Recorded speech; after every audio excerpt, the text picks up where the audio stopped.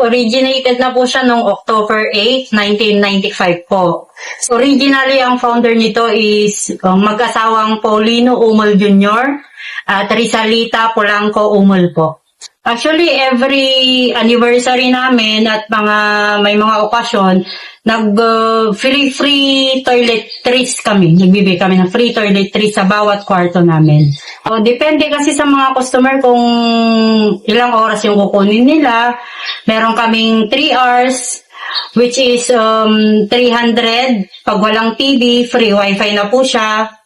Meron din kaming 3 hours na with TV. Free wifi din, aircon po lahat dito, so 350 naman po yun.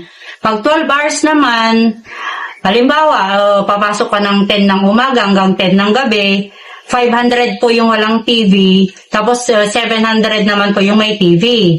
And then, ma-accommodate din kami ng 24 hours, which is daily sa amin.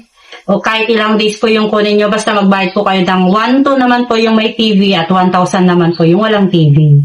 Actually, problema yung mga away customers po, yung mga nagdi-build po, yun lang naman po. Everyday po, naglilinis po kami, nagkakaroon kami ng general cleaning. Talagang ine-exercise namin yung cleanliness ng mga room namin para siyempre yun naman yung panlaban namin sa ibang establishment.